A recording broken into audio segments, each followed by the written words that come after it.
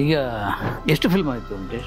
So ಒಂದು 3300 ಮೇಲೆ ಹೋಗಿದೆ ಸರ್. ಅವರಿದ್ದಾಗಲೇ 1800 1900 ಆಗಿತ್ತು. 20 ವರ್ಷ ಆಯ್ತು ಸರ್. ನಾನು ಕ್ಯಾಲ್ಕುಲೇಷನ್ ಏನು ಅಂತ ರಿಲೀಸ್ ಪಿಕ್ಚರ್ ಮಾತ್ರ ಕೌಂಟ್ ಇಟ್ಕೋತೀವಿ. ಇವಾಗ 200 250 300 ಸಿನಿಮಾ ಆಗ್ತಾ ಇದೆ. ಬಹುತೇಕ ಒಂದು 70-80% ನಮ್ದೇ ಇರುತ್ತೆ. 100 ಪಿಕ್ಚರ್ ಲೆಕ್ಕ ಹಾಕೊಂಡ್ರು ಕೂಡ 1900 ಚಿತ್ರ ನಾನು ಮಾಡಿದ್ದೀನಿ. ಈ ಐಡಿಯಾ ಹೇಗೆ ಬಂತು ಪವನ್? ಇಂಥದ್ದು ಮಾಡಬೇಕು ಅಂತ ಒಂದು ಐಡಿಯಾ ಹೇಗೆ ಬಂತು? ಈ 2020ರಲ್ಲಿ ಡಾಕ್ಯುಮೆಂಟರಿ ಮಾಡ್ಬೇಕು ಅಂದಾಗ ಎಲ್ಲ ಫುಟೇಜ್ಗಳು ನಮ್ಮ ಹತ್ರ ಇತ್ತು.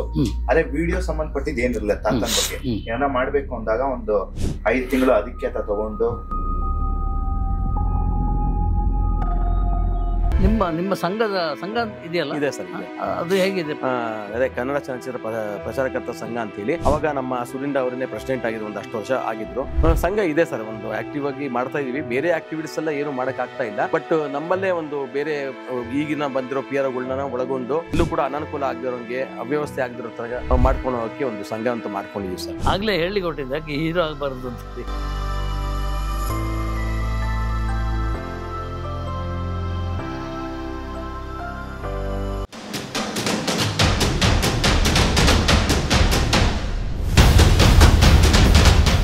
ಈಗ ಎಷ್ಟು ಫಿಲ್ಮ್ ಆಯಿತು ವೆಂಕಟೇಶ್? ಸೊ ಒಂದು 3300 ಮೇಲೆ ಹೋಗಿದೆ ಸರ್ ಪ್ರಚಾರದ್ದು ಸರ್. ಹೆಚ್ಚು ಕಮ್ಮಿ ಒಂದು 3500 ಪಿಕ್ಚರ್ಗೂ ಅವರಿದ್ದಾಗಲೇ 1800 1900 ಆಗಿತ್ತು. 20 ವರ್ಷ ಆಯ್ತು ಸರ್.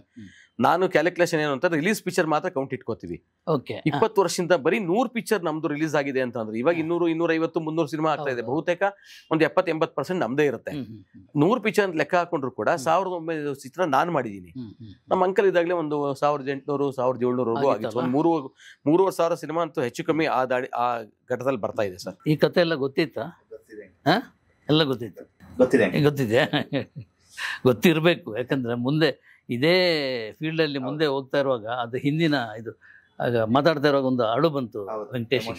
ಎಮೋಷನಲ್. ಯಾಕಂದ್ರೆ ಅದು ಫ್ಯಾಕ್ಟ್, ಅದು ಲೈಫ್. ಅದಿಲ್ಲದಿದ್ರೆ ಬೇರೆ ಏನು ನಾಟಕ ಮಾಡ್ಲಿಕ್ಕೆ ಆಗಲ್ಲ ನಮಗೆ. ಸೊ ಈಗ ಅಪ್ಪ ಕೋಟ್ಯಾಧಿಪತಿ ಆಗಿದ್ದಾರೆ ಅಲ್ವಾ? ಕೋಟ್ಯಾಧಿಪತಿ ಎತ್ತೇನಿಲ್ಲ. 3,000 ಸಿನಿಮಾ ಅಂದ್ರೆ 3,000 ಸಿನಿಮಾಕ್ಕೆ ಪ್ರಚಾರ ಮಾಡಿದ್ದಾರೆ ಅಂತ ಹೇಳಿದ್ರೆ ದುಡ್ಡು ಅಷ್ಟು ಬಂದಿರ್ತದಲ್ಲ ಏನು? ಇಲ್ಲ, ನೀವು ದೊಡ್ಡವ್ರು ಹೇಳಿದಾಗ ಇಲ್ಲ ಅಂತ ಹೇಳದ ಸರ್. ಆ ಘಟ್ಟಕ್ಕೆ ಬರ್ತಾ ಇದ್ರಿ ಸರ್. ಕಂಗ್ರೆಸ್. ನನಗೆ ಯಾತಕ್ಕೆ ಎಮೋಷನ್ ಆಯ್ತು ಅಂದ್ರೆ ಸರ್, ತಿರ್ಗಾ ಅದ್ ನೆನ್ಸ್ಕೊಂಡ್ರೆ ಮತ್ತೆ ವಾಪಸ್ ನಂಗೆ ಅಳು ಬಂದಂಗ ಆಗತ್ತೆ. ಸತ್ತು 4-5 ದಿವಸಕ್ಕೆ ನೀವು ಬಂದಿದ್ರಿ. ನಮ್ಮ ಚಿಕ್ಕಮ್ಮನ ತೊಡೆ ಮೇಲೆ ಕೂಡಿಸ್ಕೊಂಡು ನೀವು ನಾವೆಲ್ಲ ಇದೀವಿ, ತಲೆ ಕೆಡ್ಸ್ಕೋಬೇಡಿ, ನೀವು ನಿಮ್ಮ ಯಜಮಾನರು ಬೆಳೆಸಿರೋ ಹುಡುಗ ಇದ್ದಾನೆ, ನಾವೆಲ್ಲ ಸಾಕ್ತಿವಿ ಬಿಡಿ ಅಂತ ಹೇಳೋಗಿದ್ರಿ. ಅದೊಂದು ಎಮೋಷನ್ ಆಯ್ತು ನಂಗೆ. ಅದನ್ನು ನೆನ್ಪಿಟ್ಕೊಂಡು ಇದು ಕೋಟ್ಯಾಧಿಪತಿ ಏನು ಕತೆ? ಅವರು ಒಂದು ಎಲ್ಲ ಪಾಲ್ದಾರ ಕೆಲಸ ಸಿನಿಮಾಗಳು ಮಾಡಿದ್ರು ಸರ್. ಹೌದು, ರಾಮನ್ನು ರಾಮಚಂದ್ರ ಅವರೆಲ್ಲ ಸೇರ್ಕೊಂಡು ಮದುವೆ ಹುಡುಗರೆ ಅಂತ ಮಾಡಿದ್ರು. ಗಣೇಶನ್ ಮದುವೆ ಮಾಡಿದ್ರು, ಗೌರಿ ಗಣೇಶ ಮಾಡಿದ್ರು, ಗಣೇಶ ಇದು ಪಟ್ಟಣಕ್ಕೆ ಬಂದ ಪುಟ್ಟ ಜಗ್ಗೇಶ್ವರ್ ಮಾಡಿದ್ರು, ಗುಂಡನ್ ಮದುವೆ ಮಾಡಿದ್ರು ನಮ್ಮ ಬೇಕರಿ ಶ್ರೀನಿವಾಸ್ ಜೊತೆಗೆ. ಲಹರಿ ಅವರಿಗೆ ಗಣೇಶನ್ ಗಲಾಟೆ ಅಂತ ಅಂದ್ಬಿಟ್ಟು ಒಂದು ಸಿನಿಮಾ ಮಾಡ್ಕೊಡಿದ್ರು. ಎಲ್ಲ ಪಾರ್ಟ್ನರ್ಶಿಪ್, ಎಲ್ಲ ಪತ್ರಕರ್ತರ ಪಾರ್ಟ್ನರ್ಶಿಪ್ ಅಲ್ಲೇ ಮಾಡಿದ್ದು. ಎಗೇನ್ ತಿರ್ಗಾ ವಾಪಸ್ ಹೋದಾಗ ಅಲ್ಲಿ ಪತ್ರಕರ್ತರಿಗೂ ಅಂತೂ ವ್ಯಾಲ್ಯೂ ಇತ್ತು, PRO ಅಂತಾನು ವ್ಯಾಲ್ಯೂ ಇತ್ತು, ಕೊಡೋ ವ್ಯಕ್ತಿ, ಡೇಟ್ ಕೊಡೋ ವ್ಯಕ್ತಿ, ತಗೊಳ್ಳೋ ವ್ಯಕ್ತಿ ಎರಡಕ್ಕೂ ವ್ಯಾಲ್ಯೂ ಇತ್ತು. ದುಡ್ಡಿಗೆ ಅವಾಗ ಇರ್ಲಿಲ್ಲ. ಆಯ್ತು ಕೊಡಪ್ಪ, ಎಷ್ಟು ಕೊಡ್ತೆ ಕೊಡಿ ಅಂತ ಹೇಳೋರು. ಅದೊಂದು ಈಗ ರಾಘವೇಂದ್ರ ಚಿತ್ರವಾಣಿ ಫರ್ಮ್ ಅಲ್ಲಿ ಪಿಕ್ಚರ್ ಒಳ್ಳೆ ಫಿಲ್ಮ್ ಮಾಡ್ಬೇಕು ಅನ್ನೋ ಒಂದು ಆಸೆ ಅಂತೂ ಇದೆ ಸರ್ ಒಂದ್ ಕಡೆಗೆ. ಇನ್ನೊಂದು ನಮ್ಮ ಹುಡುಗರೆಲ್ಲ ಬಂದ್ಮೇಲೆ ಈಗ ಅವನಿಗೆ ಡೈರೆಕ್ಷನ್ ಅಲ್ಲಿ ಸ್ವಲ್ಪ ಇಂಟ್ರೆಸ್ಟ್ ಇತ್ತು. ನಮ್ಮ ಸುರಿಂದ ಅವ್ರ ಬಗ್ಗೆ ಒಂದು ಶಾರ್ಟ್ ಫಿಲಮ್ ಒಂದು ಮಾಡಿದ್ದ. ಕರೋನಾ ಬಂದಾಗ ಒಂದು ಶಾರ್ಟ್ ಫಿಲಮ್ ಒಂದು ಡಾಕ್ಯುಮೆಂಟ್ರಿ ಒಂದು ಮಾಡಿದ್ದ. ಮಾಡಿದ್ದ, ಅದು ಯೂಟ್ಯೂಬ್ ಅಲ್ಲಿ ಇದೆ ಅದು. ಆಮೇಲೆ ಒಂದು ಕರೋನಾ ಆದಾಗ ಒಂದು ಚಿಕ್ಕ ಶಾರ್ಟ್ ಫಿಲ್ಮ್ ಮಾಡಿದ್ದ. ಆಮೇಲೆ ರಾಮ ಜನ್ಮಭೂಮಿದು ಒಂದು 3-4 ಮಿನಿಟ್ಸ್ ಒಂದು ಮಾಡಿದ್ದ. ಒಂಚೂರು ಆ ಕಡೆಗೆ ಇಂಟ್ರೆಸ್ಟ್ ಇತ್ತು. ಒಂದು ಒಳ್ಳೆ ಸಬ್ಜೆಕ್ಟ್ ಮಾಡಿದೀನಿ, ಮಾಡಬೇಕು ಅಂತ ಹೇಳ್ದ. ಆಯ್ತಪ್ಪ ಮಾಡು, ಬಟ್ ಏನು ಯಾರಿಗೂ ಹರ್ಟ್ ಆಗ್ಬಾರ್ದಲ್ಲಿ. ಯಾಕೆಂದ್ರೆ ನಾವು ಸಾರ್ವಜನಿಕ ಕ್ಷೇತ್ರದಲ್ಲಿ ಇರೋದ್ರಿಂದ, PRO ಇರೋದ್ರಿಂದ ಯಾರಿಗೂ ಹರ್ಟ್ ಆಗ್ಬಾರ್ದು, ಉದ್ಯಮದವ್ರಿಗೂ ಆಗ್ಬಾರ್ದು, ಮಾಧ್ಯಮದವ್ರಿಗೂ ಆಗ್ಬಾರ್ದು ಅಂತ ಹೇಳಿದ್ದೆ. ಒಂದು ನಾನು ನೋಡಿದೆ, ಚೆನ್ನಾಗಿ ಮಾಡಿದ್ದಾರೆ. ಒಂದು ತಾಯಿ ಮತ್ತು ಮಗನ್ ಸೆಂಟಿಮೆಂಟ್ ಇಟ್ಕೊಂಡು ಫಸ್ಟ್ ಸ್ಯಾಲ್ರಿ ಅಂತ ಅಂದ್ಬಿಟ್ಟು ಒಂದು ಏನೋ ಮಾಡ್ಕೊಂಡು ಎಲ್ಲ ಹುಡುಗರೆಲ್ಲ ಸೇರ್ಕೊಂಡು ಅದಕ್ಕೆ ಒಂಚೂರು ದುಡ್ಡು ಬೇಕು ಅಂತ ಕೇಳ್ದ. ನೀನೇ ಪ್ರೊಡ್ಯೂಸ್ ಮಾಡ್ಬೇಕು ಅಂತ. ಸರಿ ಇನ್ನೇನ್ ಮಾಡೋದು ಪಾಪ ಕೇಳದಾಗ ಹುಡುಗರು ಇಲ್ಲ ಅಂತ ಹೇಳಕ್ಕಾಗಲ್ಲ, ಲಿಮಿಟ್ ಅಲ್ಲಿ ಮಾಡ್ಬೇಕು ಅಂತ ಹೇಳಿ ಒಂದು ಕಮ್ಮಿ ಬಜೆಟ್ ಅಲ್ಲಿ ಕೊಟ್ಟಿದ್ದೆ. 5 ದಿವಸ ಶೂಟಿಂಗ್ ಮಾಡಿದ್ದಾರೆ ಅಂದ್ರೆ ಬೆಂಗಳೂರು ಸುತ್ತಮುತ್ತ. ಚೆನ್ನಾಗಿದೆ ಸರ್. ನಾನು ಮುಂದಿನ ವಾರ, ಈ ವಾರ ನವೆಂಬರ್ ಫಸ್ಟ್ ವೀಕ್ ಅಲ್ಲಿ ಎಲ್ಲ ಶೋ ಮಾಡ್ತೀನಿ. ನಿಮ್ಗೆಲ್ಲ ಕರೆದು ಶೋ ತೋರಿಸಿ, ತಪ್ಪಿದ್ರೆ ತಪ್ಪು ತಿದ್ದುಕೊಂಡು, ಸರಿಗಿದ್ರೆ ಶಬಾಷ್ಗಿರಿ ತಗೊಂಡು. ಈ ಐಡಿಯಾ ಹೇಗೆ ಬಂತು ಪವನ್? ಇಂಥದ್ದು ಮಾಡ್ಬೇಕು ಅಂತ ಒಂದು ಐಡಿಯಾ ಹೇಗೆ ಬಂತು? ಈ 2020ರಲ್ಲಿ ಡಾಕ್ಯುಮೆಂಟರಿ ಮಾಡ್ಬೇಕು ಅಂದಾಗ ಎಲ್ಲ ಫುಟೇಜ್ಗಳು ನಮ್ಮ ಹತ್ರ ಇತ್ತು, ಅದೇ ವಿಡಿಯೋ ಸಂಬಂಧಪಟ್ಟಿದ್ ಏನಿರಲಿಲ್ಲ. ತಾತನ ಬಗ್ಗೆ ಏನಾರ ಮಾಡ್ಬೇಕು ಅಂದಾಗ ಒಂದು 5 ತಿಂಗಳು ಅದಕ್ಕೆ ತಗೊಂಡು, ಆಗ ವಿಡಿಯೋ ಇರ್ಲಿಲ್ಲಲ್ಲ, ಬರೀ ಫೋಟೋಸ್, ಆಡಿಯೋನ ತಿರ್ಗಾ ಅದೆಲ್ಲ ಫಂಗಸ್ ಆಗಿತ್ತು, ಅದೆಲ್ಲ ಕ್ಲೀನ್ ಮಾಡಿಸಿ ಆಡಿಯೋ ತಗೊಂಡು ಅವ್ರ ಫೋಟೋಸ್ ಕಲೆಕ್ಟ್ ಮಾಡಿ, ಮತ್ತೆ ಜೈಂಕರ್ ಮ್ಯೂಸಿಕ್ ಹೋಗಿ ಅದು ಅಪ್ರೋಚ್ ಮಾಡಿ ಅವ್ರ ಎಡಿಟಿಂಗ್ ಫುಲ್ ನಮಗೆ ಸಪೋರ್ಟ್ ಮಾಡಿದ್ರು. ರೀರೆಕಾರ್ಡಿಂಗು, ಎಡಿಟಿಂಗು, ಡಬ್ಬಿಂಗು ಎಲ್ಲಾ ತರ ಸಪೋರ್ಟ್ ಮಾಡಿ ಅದೊಂದು 5 months ಟೈಮ್ ತಗೊಂತು ಡಾಕ್ಯುಮೆಂಟರಿ ಮಾಡಕ್ಕೆ. ಅದಾದ್ಮೇಲೆ ನಮ್ಮ ಯೂಟ್ಯೂಬ್ ಕತ್ತನೆ ಮಾಡಿ ಒಂದು ರಿಲೀಸ್ ಮಾಡಿ ಅವಾರ್ಡ್ ಫಂಕ್ಷನ್ ಅಲ್ಲಿ ಅದು ನಮ್ಮ ಯೂಟ್ಯೂಬ್ ಹಾಕಿದಂತೆ ಫಸ್ಟ್ ವಿಡಿಯೋ. ಓಕೆ, ಎಷ್ಟು ಡ್ಯೂರೇಷನ್ ಟೈಮ್? 35 ನಿಮಿಷ. 35 ನಿಮಿಷ ಕಂಪ್ಲೀಟ್. ರಾಘವೇಂದ್ರ ಚಿತ್ರವಾಣಿ ಅದೇ ಅವಾರ್ಡ್ ಅಲ್ಲ, ಅವಾರ್ಡ್ ಫಂಕ್ಷನ್ ಯಾವುದು ಸರ್? ಅವಾರ್ಡ್ ಫಂಕ್ಷನ್ ಎಲ್ಲ ಅವಾರ್ಡ್ ಫಂಕ್ಷನ್ ಅಲ್ಲಿ ಡಾಕ್ಯುಮೆಂಟರಿ ಪ್ಲೇ. ಅವಾರ್ಡ್ ಫಂಕ್ಷನ್ ಅಲ್ಲಿ ಡಾಕ್ಯುಮೆಂಟರಿ ಹೌದು ಮಾಡಿದ್ವಿ. ಈ ಅವಾರ್ಡ್ ಫಂಕ್ಷನ್ ನ ಕಲ್ಪನೆ ಹೇಗೆ ಬಂತು? ಅವಾರ್ಡ್ ಫಂಕ್ಷನ್ ಕಲ್ಪನೆ ಅಂದ್ರೆ ಸಂಸ್ಥೆಗೆ 25 ವರ್ಷ ಆದಾಗ ನಮ್ಮ ಅಂಕಲ್ ಇದ್ರು ಸರ್. ಇದ್ರು ಅವಾಗ ಸುಮ್ನೆ ಹಂಗೆ ಕೂತ್ ಮಾತಾಡ್ತಿರ್ಬೇಕಾದ್ರೆ ಮನೆಯಲ್ಲಿ ನಮ್ಗೆ ಏನೂ ಇಲ್ಲದೆ ಇರ್ಬೇಕಾದ್ರೆ ವಾಪಸ್ಸು ಉದ್ಯಮ ಕೈ ಹಿಡಿತು, ಮಾಧ್ಯಮದವ್ರು ಬೆಳೆಸಿದ್ರು, ಏನಾರ ಒಂದು ಮಾಡ್ಬೇಕಲ್ಲ ನಾವು ನಮ್ಮ ಸಂಸ್ಥೆಯಿಂದ ಅಂತಂದಾಗ 2 ಅವಾರ್ಡ್, ರಾಘವೇಂದ್ರ ಚಿತ್ರವಾಣಿ ಪ್ರಶಸ್ತಿ ಅಂತ ಹೇಳಿ ಕಲ್ಪನೆ ಅವ್ರದೇ. ಅದು ನಮಗ್ ಕೆಲಸ ಕೊಟ್ಟಂತ ನಿರ್ಮಾಪಕರಿಗೆ, ನಮಗ್ ಬೆಳೆಸಿದಂತ ಸಿನಿಮಾ ಪತ್ರಕರ್ತರಿಗೆ 2 ಅವಾರ್ಡ್ ಕೊಡ್ಬೇಕು, ಒಂದು 5,000 ರೂಪಾಯಿ ಕ್ಯಾಶು, ರಾಘವೇಂದ್ರ ಸ್ವಾಮಿದು ಮೊಮೆಂಟೋ ಅದೆಲ್ಲ ಕೊಡಬೇಕು ಅಂತ ಹೇಳಿ ಕಾನ್ಸೆಪ್ಟ್ ಮಾಡಿ ಒಂದು 2-3 ವರ್ಷನೂ ಹಂಗೆ ಕಂಟಿನ್ಯೂ ಆಯ್ತು. ಆಮೇಲೆ ವಿಷ್ಣುವರ್ಧನ್ ಸರ್ ಜಾಯ್ನ್ ಆದ್ರು, ಜಯಮಾಲ ಅವ್ರು ಜಾಯ್ನ್ ಆದ್ರು, ಬಿ ಸುರೇಶ್ ಜಾಯ್ನ್ ಆದ್ರು. ಹೀಗೆ ನಮ್ಮ ಫಂಕ್ಷನ್ಗೆ ಯಾರ್ಯಾರು ಗೆಸ್ಟ್ ಆಗಿ ಬಂದ್ರು ಸರ್, ಅವರು ಜಾಯ್ನ್ ಆಗಿ ಅವ್ರವ್ರ ಸಂಸ್ಥೆ ಹೆಸರಲ್ಲಿ ಒಬ್ಬೊಬ್ರು ಒಂದೊಂದು ಕ್ಯಾಟಗರೀಸ್ಗೆ ಒಂದು ಅವಾರ್ಡ್ ಕೊಟ್ಕೊಂಡ್ ಬಂದ್ರು. ಅವತ್ತಿಂದ ಇವತ್ತಿಗೂ ಒಂದು 11 ಅವಾರ್ಡ್ ಇದೆ ಸರ್. ಅವಾರ್ಡ್ ಕೊಡ್ತಾ ಇದ್ದೀವಿ ಪ್ರತಿ ವರ್ಷ ಮಾಡ್ತಾ ಇದ್ದೀವಿ. ಪ್ರತಿ ವರ್ಷನೂ ಜನವರಿ 25 ಮುಂಚೆ ಅವರಿದ್ದಾಗ ಮೇಗೆ ಮಾಡ್ತಾ ಇದ್ದಿದ್ದು. ಜನವರಿ 25 ನಮ್ಮ ಸುರಿಂದ ಅವ್ರ ಹುಡುಗಬ್ಬ. ಈಗ ಪ್ರತಿ ವರ್ಷ ಜನವರಿ 25ಕ್ಕೆ ಮಾಡ್ತಾ ಇದ್ದೀನಿ ಸರ್, ಸುಮಾರು ವರ್ಷದಿಂದ. ಅವರಿದ್ದಾಗ 5 ವರ್ಷ ಆಗಿತ್ತು. ಅವ್ರು ಹೋದ ನಂತರ ನಾನು 20 ವರ್ಷ ಅವಾರ್ಡ್ ಫಂಕ್ಷನ್ ಮಾಡಿದ್ದೀನಿ ಸರ್. ಮುಂದಿನ 26ನೇ ಇಸ್ವಿಗೆ ಸಂಸ್ಥೆಗೆ 50 ವರ್ಷ ಆಗ್ತಾ ಇದೆ, ಪ್ರಶಸ್ತಿಗೆ 25 ವರ್ಷ ಆಗ್ತಾ ಇದೆ ಸರ್. ಹೌದು, 76 ಇಸ್ವಿಲಿ ಸ್ವತಂತ್ರ ಸೌಭಾಗ್ಯದಿಂದ ಶುರು ಮಾಡಿದ್ದು. 76ರಿಂದ ಶುರು ಮಾಡಿದ ಸಂಸ್ಥೆಗೆ 2026ಕ್ಕೆ 50 ವರ್ಷಕ್ಕೆ ಬೀಳ್ತಾ ಇದೆ ಸರ್. ಅದು ಬಹಳ ಖುಷಿಯಾದ ಸಂಗತಿ. ಅದು ದೊಡ್ಡ ಫಂಕ್ಷನ್ ಎಲ್ಲ ಹೌದು ಸರ್, ಎಲ್ಲ ಅನ್ಕೊಂಡಿದ್ದೀನಿ. ತುಂಬಾ ದೊಡ್ಡ ಸ್ಕೇಲ್ ಮಾಡಬೇಕು ಅಂತ ಅಂದ್ಬಿಟ್ಟು ಅನ್ಕೊಂಡಿದ್ದೀನಿ ಸರ್. ನಿಮ್ಮೆಲ್ಲ ಒಂದು ಸಹಕಾರದಿಂದ ಮಾಡ್ತೀವಿ ಸರ್.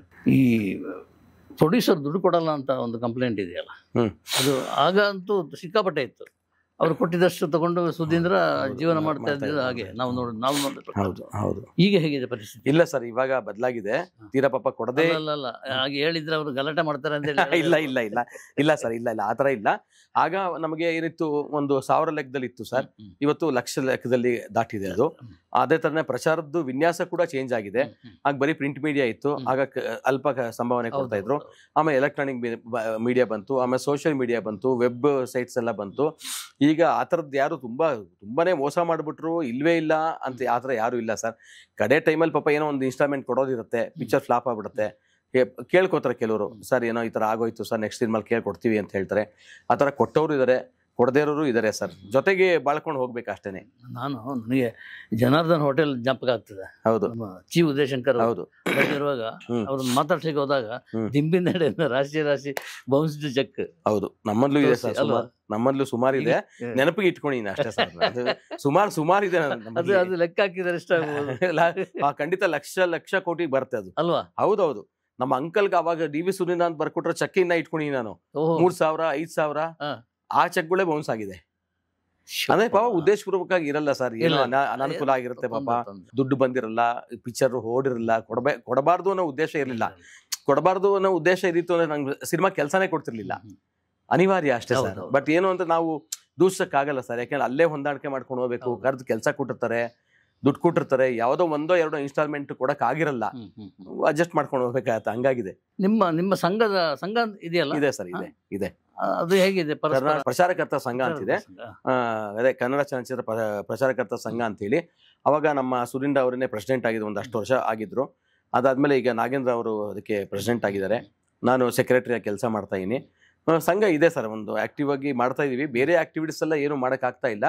ಬಟ್ ನಮ್ಮಲ್ಲೇ ಒಂದು ಬೇರೆ ಈಗಿನ ಬಂದಿರೋ ಪಿಯರ್ಗಳನ್ನ ಒಳಗೊಂಡು ಎಲ್ಲೂ ಕೂಡ ಅನಾನುಕೂಲ ಆಗದಿರೋಂಗೆ, ಅವ್ಯವಸ್ಥೆ ಆಗದಿರೋ ತರ ಮಾಡ್ಕೊಂಡು ಹೋಗಕ್ಕೆ ಒಂದು ಸಂಘ ಅಂತ ಮಾಡ್ಕೊಂಡಿದೀವಿ ಸರ್. ಆ ಸಂಘ ಚೇಂಬರ್ಲ್ಲೂ ಕೂಡ ರಿಜಿಸ್ಟರ್ ಆಗಿದ್ದೀವಿ, ಅಕಾಡೆಮಿಯಲ್ಲೂ ರಿಜಿಸ್ಟರ್ ಆಗಿದ್ದೀವಿ, ಒಕ್ಕೂಟದಲ್ಲೂ ರಿಜಿಸ್ಟರ್ ಆಗಿದ್ದೀವಿ. ಈ ಏನು ಸ್ಯಾಲ್ರಿ, ಫಸ್ಟ್ ಸ್ಯಾಲ್ರಿ, ಆ ಕತೆ ಹೇಗೆ ಐಡಿಯಾ ಬಂತ ಪವನ್ ಅಂಕಲ್? ಒಂದು ನಡೆದಿರೋ ಕತೆನಾ ಅಥವಾ 1 ವರ್ಷದಿಂದ ಮಾಡ್ಬೇಕು ಅನ್ಕೊಂಡಿದ್ವಿ. ಒಂದ್ 2-3 ಶಾರ್ಟ್ ಫಿಲಮ್ಸ್ ಬರ್ದಿದ್ದೆ ಮಾಡೋಣ ಅಂದ್ಬಿಟ್ಟು. ಆಮೇಲೆ ಎಜುಕೇಶನ್ ಮುಗಿಲಿ ಅಂತ ಹೇಳಿ 2 ಆಪ್ಷನ್ ಕೊಟ್ರು.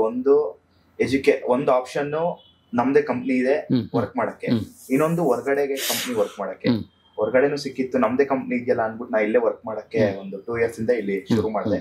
ಅವಾಗ ಕತೆ ಎಲ್ಲ ಬರಿತಾ ಇದ್ದೆ, ಅವಾಗ ಕತೆ ಎಲ್ಲ ಚಿಕ್ಕ ಕಾನ್ಸೆಪ್ಟ್ ಕತೆ ಎಲ್ಲ ಬರಿತಾ ಇದ್ದೆ. ಕತೆ ಬರೆದಾಗ ನಮ್ಮ ಯೂಟ್ಯೂಬ್ ವಿಜಯ್ ಅಂತ ಇದಾರೆ, ಅವರು ಕತೆ ಬರ್ದಿದ್ರು. ಇದೊಂದು ಮಾಡ್ಬಿಟ್ಟು ಮಾಡೋಣ ಸರ್ ಅಂದ್ರು. ಸರಿ, ಅವ್ರ ಜೊತೆ ಕೊಲಾಬ್ರೇಷನ್ ಆಗಿ ಅವ್ರ ಕತೆ ತಗೊಂಡು ಸ್ಕ್ರೀನ್ ಪ್ಲೇ ಎಲ್ಲ ಮಾಡಿ ಆದ್ಮೇಲೆ ಒಂದು ಶಾರ್ಟ್ ಫಿಲಮ್ ಅಂತ ಒಂದು 2-3 months ಅದಕ್ಕೆ ಅಂತ ವರ್ಕ್ ಮಾಡಿ ಶುರು ಮಾಡ್ತಿದ್ವಿ. ಈಗ ಫೀಚರ್ ಫಿಲ್ಮ್ ಏನಾದ್ರು ಇದೆಯಾ? ಇದೆ ಅಂಕಲ್. ಒಂದು ಇನ್ನು ಇದು ಕಂಪ್ಲೀಟ್ ಆಗಿ ಅಪ್ಪ ಪರ್ಮಿಟ್ ಮಾಡಿದಾರ? ಅದೇ ಇವಾಗ ಅವ್ರ ಬಂದು ಭಯ, ಹೆಸರು ಎಲ್ಲಿ ಹಾಳಾಗ ಹೋಗ್ತದೆ ಅದಕ್ಕೆ ಹೇಳಿ. ಕೃಷಿ ಇರ್ಬೇಕು ಸರ್, ಕೃಷಿ ಇರ್ಬೇಕು, ಬೇರೆ ಜೊತೆ ಕೆಲಸ ಮಾಡ್ಬೇಕು, ಹೋಗಿ ಏನು ಅಂತ ತಿಳ್ಕೋಬೇಕು. ಇದು ಎಲ್ಲ ಕೊಂಡಿ ಇರೋದು ಅಲ್ಲ, ಪರಸ್ಪರ ಹೌದು ಇದಾಗಿರೋದು. ಜಾಬೇ ಹಾಗೆ, ಯಾರ ಬಗ್ಗೆ ವಿರುದ್ಧವಾಗಿ ಮಾತಾಡ್ಲಿಕ್ಕೆ ಆಗಲ್ಲ. ಎಷ್ಟೇ ಇದ್ರು ನೋವು ನುಂಗ್ಕೋಬೇಕು. ಹೌದು, ಇಂಥ ಒಂದು ಜಾಬ್. ಅದರ ಮಧ್ಯೆ ಇದೊಂದು ಸಿನಿಮಾ ಏನಾದ್ರು ಹೆಚ್ಚು ಕಮ್ಮಿ ಆಗಿರ್ಲಿ, ತುಂಬಾ ಚೆನ್ನಾಗಿ ಹೋಗಿರ್ಲಿ, ಅಲ್ಲೂ ಸಮಸ್ಯೆ ಆಗತ್ತೆ ಸರ್. ಅದೇ ಹೇಳಿದ್ ನಾನು. ಈಗ ಯಾವತ್ತಿಂದ ನನಗೆ ಸುಮಾರು ಜನ ಸ್ನೇಹಿತರೆಲ್ಲ ಹೇಳಿದ್ರು ಸಿನಿಮಾ ಮಾಡೋಣ ಅಂತ ಹೇಳಿ. ಯಾತಕ್ ಮಾಡ್ಲಿಲ್ಲ ಅಂತಾನೆ ಮಾಡೋದು ಆಗತ್ತೆ ಸರ್. ಮಾಡೋದು ದೊಡ್ಡ ವಿಚಾರ ಅಲ್ಲ, ಆಗತ್ತೆ, ಹೆಂಗೋ ಒಂದು ಮಾಡ್ಬೋದು. ನಾಳೆ ಅಕಸ್ಮಾತ್ ನಾವು ಕಳ್ಕೊಂಡ್ಬಿಟ್ರೆ ಅದನ್ನ ವಾಪಸ್ ತಿರ್ಗಿ ದುಡಿಯಕ್ಕಾಗತ್ತಾ? ಈಗ ಮೂಲ ಪ್ರೊಫೆಷನ್ ಇದೆ, PRO ಪ್ರೊಫೆಷನ್, ಅದಕ್ಕೆ ಹೆಚ್ಚು ಕಮ್ಮಿ ಆಗ್ಬಿಟ್ರೆ ಏನ್ ಮಾಡೋದು? ನಂಬ್ಕೊಂಡು ನಮ್ಮ ಫ್ಯಾಮಿಲಿ ಇದಾರೆ ಸರ್, ನನಗೆ 2 ಮಕ್ಳಿದ್ದಾರೆ. ಸುಧೀಂದ್ರ ಅವ್ರ ಫ್ಯಾಮಿಲಿ ಇದಾರೆ ಅಲ್ವಾ, ಅವ್ರ ತಾಯಿ ಇದಾರೆ, ಅವ್ರ ಮಗ ಸುನಿಲ್ ಇದಾರೆ, ಅವ್ರಿಗೊಂದು ಮಗು ಇದೆ. ನಮ್ಮ ವಾಸು ಫ್ಯಾಮಿಲಿ ಇದೆ, ನಮ್ಮ ಹತ್ರ ಕೆಲಸ ಮಾಡ್ತಾನೆ, ಅವ್ರಿಗೆ 2 ಮಕ್ಳಿದ್ದಾರೆ. ನಾನು ಒಬ್ಬ ಎಲ್ಲಾರ ತಪ್ಪದಾರಿಲಿ ಹೋಯ್ತು ಅಂದ್ರೆ ಎಂಟೈರ್ ತಿರ್ಗಾ ಸ್ಟ್ರಗಲ್ ಆಗತ್ತೆ. ಬೇರೆ ಕೆಲಸ ಗೊತ್ತಿಲ್ಲ, ಬೇರೆ ಕೆಲಸ ಮಾಡಕ್ಕೆ ಹೋದ್ರೆ 10-15 ಸಾವಿರ ರೂಪಾಯಿ ಸಂಬಳ ಕೊಡ್ತಾರೆ. ಇಲ್ಲಿ ತರ ಉತ್ಪಾದನೆ ಉದ್ಯೋಗ 2 ಇರಲ್ಲ. ಹಾಗಾಗಿ ನಾನು ಬೇಡ ಅಂತ ಅಂದ್ಬಿಟ್ಟು ಅವತ್ತಿಂದ ನಾನು ತಡೆ ಇಟ್ಕೊಂಡಿದ್ದೀನಿ ಸರ್. ಮಾಡೋದು ಬೇಡ ಮಾಡೋದು ಬೇಡ ಅಂತ ಅಂದ್ಬಿಟ್ಟು ಸುಮ್ಮನೆ ಕೈ ಹಿಡಿದ್ರೆ ತುಂಬಾ ಒಳ್ಳೆ ಸಂತೋಷ. ಅಕಸ್ಮಾತ್ ಹೆಚ್ಚು ಕಮ್ಮಿ ಆದ್ರೆ ಲೈಫ್ಗೆ ರಿಸ್ಕ್ ಆಗತ್ತೆ, ಬೇಡ ಅಂತ ಹೇಳಿ ಅದಕ್ಕೆ ಸುಮ್ಮನೆ ಇದ್ದು ಪ್ರೊಫೆಷನ್ಗೆ. ಹೌದು ಈಗ ನಮ್ ಪ್ರೊಫೆಷನ್ಗೆ ಇವ್ನು ಬಂದಿರೋದು ಓಕೆ ಸರ್. ಈಗ ಎಜುಕೇಶನ್ ಮುಗಿಸ್ಕೊಂಡು ಈಗಿನ ಸೋಷಿಯಲ್ ಮೀಡಿಯಾಗೆ ನಮಗೆಲ್ಲ ಅಷ್ಟು ಅದ್ರ ಬಗ್ಗೆ ಅರಿವಿಲ್ಲ ಅಲ್ವಾ. ಈಗ ಹುಡುಗರು ಬಂದಿರೋದು ಏನು ಅಂತಂದ್ರೆ ಅವ್ರು ಇವಾಗ ನಡ್ಸ್ಕೊಂಡು ಹೋಗ್ತಾರೆ. ಈಗ ಏನೋ ಕೇಳ್ತಂದ್ರೆ ಇವಾಗ ನಮ್ಗೆ ಆರಂಭದ ಒಂದು ಪುಷ್ ತಳ್ಬಿಟ್ರೆ ಖಂಡಿತ ಆಮೇಲೆ ಅವ್ರದ್ದು ಒಂದು ಸರ್ಕಲ್ ಇರುತ್ತೆ. ಹೌದು ಸರ್ಕಲ್ ಅವರು ನೋಡ್ಕೋತಾರೆ. ಈಗ ನಮ್ದು ಸೋಷಿಯಲ್ ಮೀಡಿಯಾ ಇಲ್ಲ ಅಂತ ಅಂದ್ಬಿಟ್ಟು ನಮ್ ಬಗ್ಗೆ ಹೇಳ್ತಾ ಇದ್ರು. ಅವ್ರು ಸೋಷಿಯಲ್ ಮೀಡಿಯಾ ಸ್ಟ್ರಾಂಗ್ ಇಲ್ಲ, ಬರೀ ಪ್ರಿಂಟ್ ಮೀಡಿಯಾ ನೋಡ್ಕೋತಾರೆ, ಎಲೆಕ್ಟ್ರಾನಿಕ್ ಮೀಡಿಯಾ ನೋಡ್ಕೋತಾರೆ ಅಂತ ಹೇಳಿ. ಹುಡುಗರು ಎಜುಕೇಶನ್ ಇತ್ತು. ಈಗ ಇವಂದಾಗ್ಲಿ ಅಥವಾ ನನ್ನ ಮಗಳದಾಗ್ಲಿ ಎಜುಕೇಶನ್ ಇತ್ತು. ಎಜುಕೇಶನ್ ಮುಗಿಸ್ಕೊಂಡು ಈಗ ಎಜುಕೇಶನ್ ಇದ್ದಾಗಲೇ ರಾಘವೇಂದ್ರ ಚಿತ್ರವಾಣಿ ಯೂಟ್ಯೂಬ್ ಅಂತ ಒಂದು ತೆಗೆದ್ರು, ಆಯ್ತಾ, ಒಂದು ರಿಜಿಸ್ಟರ್ ಮಾಡಿ ತೆಗೆದ್ರು. ಈಗ 3 ದಿವಸ ಹಿಂದೆಗೆ 1 ಲಕ್ಷ ಸದಸ್ಯರಾದವರಿಗೆ 1 ಲಕ್ಷ ಸಬ್ಸ್ಕ್ರೈಬ್ ಆದ್ರು. ಜಸ್ಟ್ 3 days ಬ್ಯಾಕ್ ಆಯ್ತಾ. ಅಲ್ಲಿಂದ ಸಿಲ್ವರ್ ಬಟನ್ ಕೂಡ ಬಂತು ರಾಘವೇಂದ್ರ ಚಿತ್ರವಾಣಿಗೆ ಅಂತ. ಅದೆಲ್ಲ ಮಾಡಿರೋದು ಹುಡುಗರುಗಳು ಮಾಡಿರೋದು ಅಲ್ವಾ. ಅದು ನಮ್ಗೆ ಖುಷಿ ಆಗುತ್ತೆ. ನಮ್ಮ ಪ್ರೊಫೆಷನ್ ಬೇಕಾದಷ್ಟು ಡೆವಲಪ್ ಮಾಡಕ್ಕೆ ಇದೆ. ಇಲ್ಲಿ ಇದನ್ನ ಡೆವಲಪ್ ಮಾಡ್ಕೊಂಡು ಹೋಗಿ ಪ್ರಚಾರದ ಡೆವಲಪ್ಮೆಂಟ್ಸ್. ಅಲ್ಲಿ ಅವನು ಡೈರೆಕ್ಷನ್ ಮಾಡ್ತೀನಿ ಅಂತ ಹೊರಟಿರೋದಾಗ್ಬೋದು, ಅಥವಾ ನಾಳೆ ಹೀರೋ ಆಗ್ಬೇಕು ಅಂತ ಆಸೆ ಇತ್ತು ಅಂತ ಅಂದ. ಅದಕ್ಕೆಲ್ಲ ತುಂಬಾ ಕೃಷಿ ಮಾಡ್ಬೇಕಲ್ಲ ಸರ್. ಸಿಕ್ಕಾಪಟ್ಟೆ ಸಾಧನೆಗಳಿದೆ. ಆಗ್ಲೇ ಹೇಳಿ ಕೊಟ್ಟಿದ್ದೆ ಹೀರೋ ಆಗ್ಬಾರ್ದು ಅಂತ ಹೇಳಿ. ತುಂಬಾ ಜನ ನಂಗೆ ಕೇಳಿದ್ರು, ಮಗನ್ ಹೀರೋ ಮಾಡೋದ್ ಬಿಟ್ಟು ತಿರ್ಗಾ ಯಾಕ್ರಿ ನಿಮ್ ಪ್ರೊಫೆಷನ್ಗೆ ಹಾಕೊಂಡಿದ್ರಿ, ನಿಮ್ಗೆ ನೀವು ಸಾಕು, ನಿಮ್ ಮಾಡಿದ್ರಲ್ಲ ಬಿಡಿ, ನೀವೇ ಇದ್ರಲ್ಲ, ಇನ್ನೂ ನೀವಿದ್ರಿ, ಸುನಿಲ್ ಇದಾನೆ, ವಾಸು ಇದಾರೆ, ಇನ್ನೇನ್ ಇದಕ್ಕಿಂತ ಬೇಕಾ ನಿಮಗೆ, ಮತ್ತೆ ವಾಪಸ್ ಯಾಕೆ ಇಲ್ಲಿ ಕರ್ಕೊಂಡ್ ಬಂದಿದ್ರಿ? ಗ್ರೋತ್ ಆಗ್ಲಿ ಬಿಡ್ರಿ, ಇಂಡಸ್ಟ್ರಿ ತುಂಬಾ ಜನ ಹೀರೋಗಳು ಬೇಕು ಅಂದ್ರು. ದೇವ್ರು ಎಲ್ಲಿ ಕರ್ಕೊಂಡು ಹೋಗ್ತಾನೋ ಗೊತ್ತಿಲ್ಲ ಸರ್. ಎಲ್ಲ ಆಸೆ ಇರ್ತ ಪಾಪ. ನಂದು ರಿಸ್ಟ್ರಿಕ್ಷನ್ಸ್ ಏನಿಲ್ಲ. ನಂದು ಏನು ಅಂದ್ರೆ ಭಯ ಭಕ್ತಿಯಿಂದ ಇರಬೇಕು. ನಮ್ ಚಿಕ್ಕಪ್ಪ ನಮ್ಗೆ ಹೆಂಗೆ ನಡ್ಸ್ಕೊಂಡ್ರೋ, ನಾವ್ ಹೆಂಗೆ ಅವ್ರ ಹೆಸರು ಉಳಿಸಿದೀವೋ, ಕೆಟ್ಟ ದಾರಿಗೆ ಹೋಗ್ಬಾರ್ದು, ಭಯ ಭಕ್ತಿಯಿಂದ ನಡ್ಕೋಬೇಕು, ದೊಡ್ಡವ್ರು ಚಿಕ್ಕವ್ರು ಗೌರವ ಕೊಡಬೇಕು, ದುಡ್ಡಿಂದ ಹೋಗ್ಬಾರ್ದು. ಇಷ್ಟು ನಾನು ಅಡ್ವೈಸ್ ಮಾಡಿ ನಮ್ಮ ಮಕ್ಕಳಿಗೆ. ಇಲ್ಲ, ಇಂಪಾರ್ಟೆಂಟ್ ಅಲ್ವಾ ಸರ್? ಅದನ್ನ ಆಸ್ ಇಟ್ ಈಸ್ ಆಕ್ಸೆಪ್ಟ್ ಮಾಡ್ಕೊಂಡ್ರೆ ತುಂಬಾ ರೆಸ್ಪೆಕ್ಟ್ ಕೊಡ್ಬೇಕು ಸರ್. ರೆಸ್ಪೆಕ್ಟ್ ಇಲ್ಲ ಅಂದ್ರೆ ತುಂಬಾ ಕಷ್ಟ ಆಗುತ್ತೆ. ಅಲ್ಲ, ನಾವು ಕೊಟ್ಟರೆ ಅವ್ರು. ಹೌದು ಸರ್, ಸ್ವಲ್ಪ ಒಂಚೂರು ನೆತ್ತಿಗೆ ಹತ್ಬಿಟ್ರೆ ಸರ್ ತುಂಬಾ ಕಷ್ಟ ಆಗುತ್ತೆ, ಲೈಫೇ ಕಷ್ಟ ಆಗ್ಬಿಡುತ್ತೆ. ಅದಾಗ್ಬಾರ್ದು. 100% ನಂಗೆ ನೆಮ್ಮದಿಯಾಗಿ ನಿದ್ದೆ ಬರುತ್ತೆ. ನಾನು ಯಾರಿಗೂ ಮೋಸ ಮಾಡಿಲ್ಲ ಅಲ್ವಾ, ಆಮೇಲೆ ಯಾರಿಗೂ ಅನ್ಯಾಯನೂ ಮಾಡಿಲ್ಲ. ನನ್ನ ಕೈಲಾಗಿದ್ದು ಹೆಲ್ಪ್ ಮಾಡಿದ್ನೇ ಹೊರ್ತು ನಾನು ಯಾರಿಗೂ ದುಡ್ಡು ಕಸ್ಕೊಂಡು ಯಾವತ್ತೂ ಮಾಡಿಲ್ಲ ಸರ್. ಇಷ್ಟು ವರ್ಷ ನೀವು ನೋಡಿದಿರಿ, ಎಲ್ಲಾರು ವೆಂಕಟೇಶ್ ಈ ತರ ಮಾಡ್ದ ಅಂತ ಹೇಳಿ ಒಂದು ಕಂಪ್ಲೇಂಟ್ ಬಂದಿದೆ ಸರ್. ಎಷ್ಟು ವರ್ಷ ನೋಡಿದ್ರಿ ಏನಿಲ್ಲ ಅಲ್ವಾ? ಹೌದು ಅವ್ರಿಗೆ ಏನ್ ತಲುಪಿಸ್ಬೇಕೋ ತಲುಪಿಸ್ಬಿಡ್ತೀನಿ ಸರ್ ನಾನು. ನನ್ನ ಕರ್ತವ್ಯ ಅದು. ಯಾಕೆಂದ್ರೆ ನಾನು ಅವ್ರಿಗೆ ನೋಯಿಸಿದ್ರೆ ನನಗೆ ಪ್ರಾಬ್ಲಮ್ ಆಗತ್ತೆ, ಬೇಡ ಅಲ್ವಾ? ದೇವ್ ನಂಗೆ ಏನ್ ಬೇಕೋ ಕೊಟ್ಟಿಯಾನೆ. ಒಂದಿಬ್ರು ಒಳ್ಳೆ ಮಕ್ಕಳು ಕೊಟ್ರು, ಮಗಳು ಮದುವೆ ಮಾಡಿದೆ ಅಲ್ವಾ? ಆಮೇಲೆ ನಮ್ಮಲ್ಲೂ ಹಾಗೆ ಇದಾರೆ. ನಮ್ಮಲ್ಲೂ ಕೂಡ ಹುಡುಗರಾಗ್ಲಿ ನಮ್ಮ ಮನೆಯವರಾಗ್ಲಿ ಯಾವ್ದಕ್ಕೂ ಇಂಟರ್ಫಿಯರ್ ಆಗಲ್ಲ. ನೀವ್ ಎಷ್ಟು ದುಡಿತಿದ್ರಿ, ನೀವೇನು ಕೊಡ್ತಾ ಇದ್ರಿ, ಅವ್ರಿಗೆ ಯಾಕೆ ಕೊಡ್ತೀರಿ, ಇವ್ರಿಗೆ ಯಾಕೆ ಕೊಡ್ತೀರಿ, ಇಷ್ಟು ಯಾಕೆ ಖರ್ಚು ಮಾಡ್ತೀರಿ, ಇವತ್ತರೆಗೂ ಇಲ್ಲ ಸರ್. ಇಲ್ಲ ಇವತ್ತರೆಗೂ ಇಲ್ಲ.